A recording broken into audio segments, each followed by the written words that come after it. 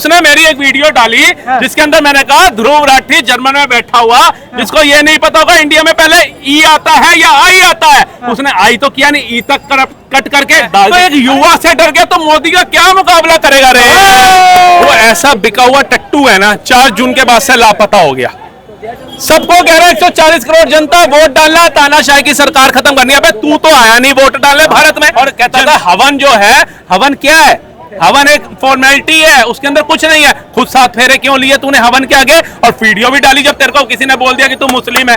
मतलब जनता को मूर्ख बनाने का काम कर रहा है वो जर्मन शेफर्ड ने। मुद्दा क्या घेरा? भारत की एजुकेशन को बदनाम करने का। तुझे पता है भारत की एजुकेशन से जितने साइंटिस्ट बड़े बड़े डॉक्टर जितने भी है वो अमेरिका की अर्थव्यवस्था का योगदान बढ़ा रहे हैं। तू यहाँ पर पढ़ करके जर्मन में जाकर के बस किया है। तू भारत का सगा नहीं हुआ और भारत के नागरिकों कह रहे हैं कि तुम भारत के सगे हो। जो वो एल्विश यादव ने जो तेरी बजाई ना, कसम से मजा आ गया। तो ये सोचते हैं ना सरकार गिर जाएगी, सरकार नहीं चलेगी, सरकार चलेगी, पहले से ज्यादा विकास होगा। आज तक जो विकास का काम किया है कोई कभी प्रधानमंत्री किया है? एक बहुत ही फेमस यूट्यूबर ध्रुव राठी नाम है उनका, उन्होंने एक वीडियो डाली कि अगर मैं देश का प्रधानमंत्री होता तो क्या करता।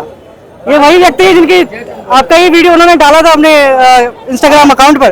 तो आप ये बताइए कि ध्रुव राठी ऐसी बातें करते हैं कि भाई मैं अगर देश का प्रधानमंत्री होता तो ये करता, और फिर उनके भांडे फूट रहे हैं। वो ऐसा बिका हुआ टट्टू है ना, 4 जून के बाद से लापता हो गया।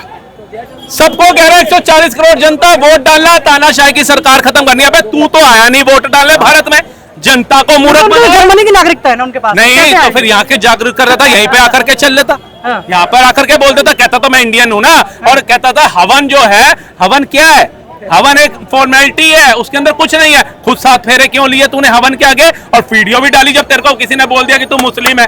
मतलब जनता को मूर्ख बनाने का काम कर रहा है वो जर्मन शेफर्ड ने करा है। उसके बाद उसने मेरी एक वीडियो डाली जिसके अंदर मैंने कहा ध्रुव राठी जर्मन में बैठा हुआ, जिसको ये नहीं पता होगा इंडिया में पहले ई आता है या आई आता है, उसने आई तो किया नहीं, ई तक कट करके डाल दी। अरे तू इतना सर्वस छवि का बंदा है, फैक्ट्स में बातें करता है, तो एक युवा से डर गया तो मोदी का क्या मुकाबला करेगा रे।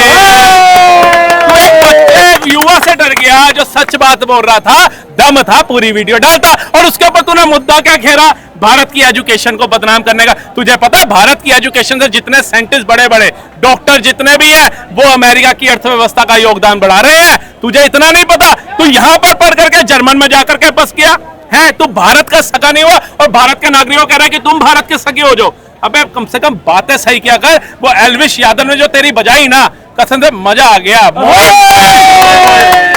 आप ये बताइए ध्रुव राठी की वीडियो देखते हैं क्या? आप देखते हैं ध्रुव राठी की वीडियो? नहीं देखते हैं? देखिए मैं तो देखता नहीं, मगर जो ये सोचते हैं ना सरकार गिर जाएगी, सरकार नहीं चलेगी, सरकार चलेगी, पहले से ज्यादा विकास होगा। अच्छा। जितना विकास 10 साल में हुआ उससे ज्यादा होगा। विकास होगा बिल्कुल भाई, मोदी तो विकास पुरुष ही है। और वो तो कह रहे बैसाखी सरकार है। क्या सरकार है? बैसाखी की। भाई बैसाखी की सरकार नहीं है। चंद्रबाबू नायडू दूसरे ये। भारत के इतिहास में अगर तीसरा बार कोई प्रधानमंत्री बना है तो नरेंद्र दामोदर दास मोदी बने हैं। देश के युवाओं को संडे को तीसरी बार तो नेहरू नहीं, इसके पहले जवाहरलाल नेहरू 3 बार प्रधानमंत्री बने थे जी। भारत के इतिहास में तीसरा बार अगर कोई प्रधानमंत्री बना है तो नरेंद्र मोदी जी बने हैं जी। तो कहने का मतलब ये तो दुनिया का सबसे लोकप्रिय नेता है। आज तक जो विकास का काम किया है कोई कभी प्रधानमंत्री किया है? ये बताओ आप। हाँ भैया ये क्या कह रहे हैं? भैया सीधी सी बात है और सही बात है। विचारधारा की बात, मतलब चंद्रबाबू नायडू की और हमें नीतीश की, तो विचारधारा की बात है। अगर इन्हें पता है ऐसे है, विपक्ष पूरा वो करता है। अच्छा मैं ये जानना चाहता हूँ, विकास का कार्य होगा जिस तरह से यूसीसी की मांग करी जाती है कि भाई एक विधान होना चाहिए देश के अंदर, क्या यूसीसी लागू होने देंगे चंद्रबाबू नायडू? क्योंकि भाई उनका तो जो वोट है वो वोट बैंक मुस्लिम है, तो भैया मुस्लिम वोट बैंक तो नहीं चाहेगा कि भाई यूसीसी लागू हो? नहीं, कहने का मतलब वो विपक्ष में उनसे सलाह लेकर ही तो लगा। भाई अब तो भाई सहयोगी पार्टी है, तो सहयोग तो नीतीश जी से और चंद्रबाबू नायडू दोनों से लेना पड़ेगा। सहयोग करके वो निकाला जाएगा उसका रास्ता, इसमें क्या दिक्कत है? लेकिन सरकार 5 साल चलेगी और हम, लेकिन फैसले तगड़े लिए जाएंगे कि नहीं लिए जाएंगे? बिल्कुल फैसला तो तगड़ा ऐसे भी लिए हो। तगड़े फैसले होंगे कि नहीं होंगे? भैया बिल्कुल होंगे, मैं तो पहले से ही कह रहा हूँ कि ये होगा। क्या क्या तगड़ा फैसला होने वाला है? भाई कहने का मतलब है हमारी अर्थव्यवस्था आज 5वीं है। मोदी जी का कहना है कि हम तीसरी अर्थव्यवस्था दुनिया में लाएंगे। हम तो कहते पहली ला दे भैया। नहीं, पहली तो नहीं अभी आएगा, तीसरी आएगा।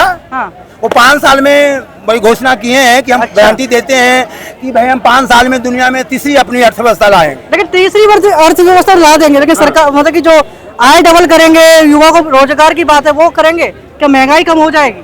देखो जी, महंगाई उनके बस का नहीं है। मैं इकोनॉमिक्स पढ़ा हूँ, उसमें कहना है भाई जब किसी वस्तु का मांग बढ़ेगा तो उसका कीमत बढ़ जाएगा। बिल्कुल बिल्कुल। आज हमारी आबादी है जो दुनिया का नंबर 1 है। जी जी। हम चाइना को पीछे छोड़ दिए 2023 में।